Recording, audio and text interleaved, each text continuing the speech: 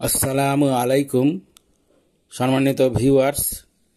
ইদানিং ইদানিং বলা হচ্ছে যে নামাজের কথা কোরআন শরীফে নাই।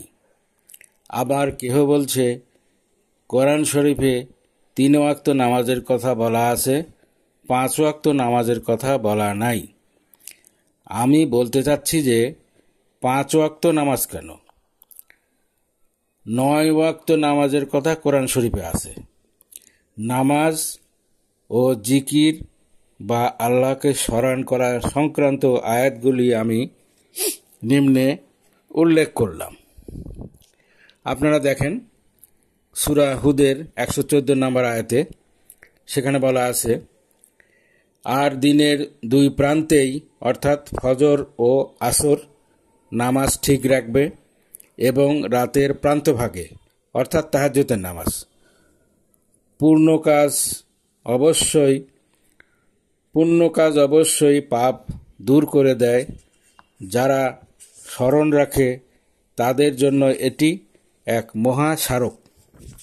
এরপর দেখেন সূরা বনী ইসরাইলের 78 নম্বর আয়াত, সেখানে বলা আছে, সূর্য ঢলে পড়ার সময় থেকে রাত্রির অন্ধকার পর্যন্ত অর্থাৎ জোহর, আসর, মাগরিব এবং এশা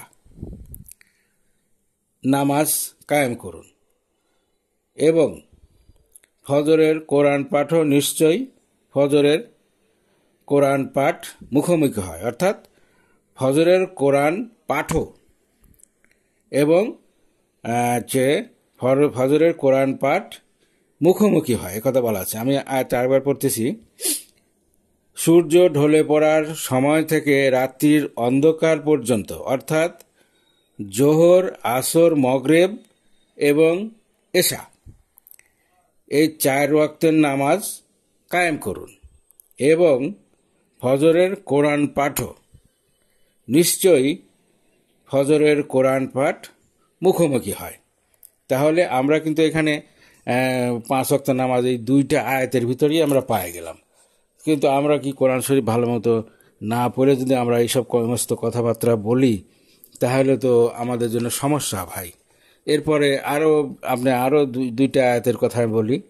সেটা হচ্ছে সূরা রুমের আয়াত নাম্বার 17 এবং 18। এটা আপনারা দেখেন, সেখানে বলা আছে কি,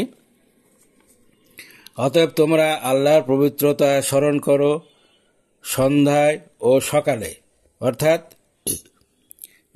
মাগরিবের নামাজ ও অন্যান্য নফল নামাজ, কোরআন পাঠ ও জিকির করো, ফরজ নামাজের সকালে জিকির করো, কোরআন পাঠ, হাদিস পাঠ, মসলা মসাইল আলোচনা করো এবং ইশরাক ও চাস্তের নামাজ পড়ো ইত্যাদি। এবং অপরাহ্নে অর্থাৎ আসরের নামাজ পড়ো এবং মধ্যাহ্নে অর্থাৎ জোহরের নামাজ পড়ো। মধ্যাহ্নে সময় আল্লাহর জিকির করো বা নামাজ পড়ো। নভমণ্ডল অর্থাৎ পৃথিবী ছাড়াও অন্যান্য গ্যালাক্সি, কৃষ্ণগহ্বর, গ্রহ নক্ষত্র সকল স্থানে এবং ভূমণ্ডল অর্থাৎ পৃথিবীতে তারই অর্থাৎ আল্লাহরই প্রশংসা। আপনারা এই যে আমি আয়াতগুলা কোরআন শরীফের আয়াতগুলা বললাম, আপনারা তো এখন টাচ মোবাইল আছে, আপনারা এখন এই মুহূর্তে আপনারা এই যে আমি যে আয়াতগুলার কথা বললাম, আপনারা কোরআন শরীফের আয়াতগুলা আপনারা সার্চ করে দেখেন। আমি যে অর্থগুলা বললাম এই অর্থগুলোর ভিতরে এই হুবহু কথা বলা আছে কিনা, তাহলে আপনারা পরিষ্কার বুঝতে পারবেন যে 5 ওয়াক্ত নামাজ কেন, আরও 4 ওয়াক্ত নফল নামাজের কথা কোরআন শরীফের ভিতরে বলা আছে। এখন আপনারা যদি প্রশ্ন করেন এরকমভাবে যে কোন নামাজ কয় ওয়াক্ত পড়তে হবে, কোন নামাজ কিভাবে পড়তে হবে, নিয়মকানুনগুলা কেন কোরআন শরীফে নাই, আবার কেহ যদি এমন বলেন যে নবীদের সংখ্যা 1,24,000 বলে বলা হচ্ছে, নামগুলি কেন কোরআন শরীফে নাই, এই সমস্ত জবাব কোরআন শরীফে যদি উল্লেখ থাকতো বা উল্লেখ করতে গেলে কোরআন শরীফের আয়তন কতটা বৃদ্ধি হতো তা আমি জানি না। তাছাড়া সব কিছুই যদি কোরআন শরীফে লেখা থাকবে তাহলে তো নবী বা রসুলের প্রয়োজন ফুরিয়ে যেত। অথচ ইসলাম ধর্মের ইসলামী শরীয়তের 4টি বিষয় অর্থাৎ কোরআন শরীফ, হাদিস শরীফ অর্থাৎ সুন্নাহ এবং কিয়াস এবং ইজমা, এর উপরে ইসলামী শরিয়ত বিধিবিধান প্রতিষ্ঠিত।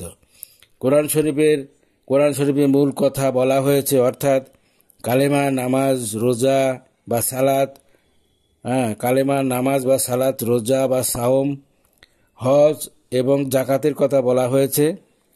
তা কীভাবে পালন করতে হবে তার জন্যে আমাদের রসুল করিম সাল্লাল্লাহু সাল্লাম এসেছেন, তিনিই বলে দিবেন, তিনি সব কিছু সুন্দরভাবে ব্যাখ্যা করে দিবেন এবং তিনি সুন্দরভাবে ব্যাখ্যা করে দিয়েছেনও।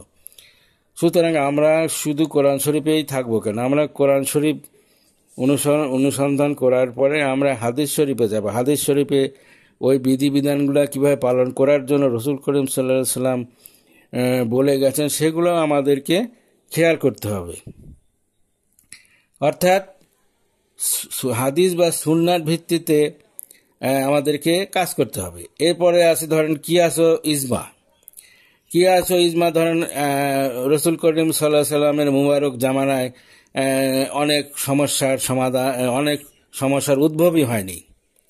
যেরকম ধরেন রক্তদান, কিডনি দান, চক্ষুদান, তারপরে ধূমপান, এই জাতীয় আরও অনেক সমস্যা আছে যেখানে এতগুলা বলতে গেলে ভিডিওর কলেবর হয়তো অনেক বেড়ে যাবে। তো এইসব সমস্যা যতই বিজ্ঞান আবিষ্কার হবে বিভিন্ন জিনিস, তখন এই সমস্যাগুলা সৃষ্টি হতে থাকবে।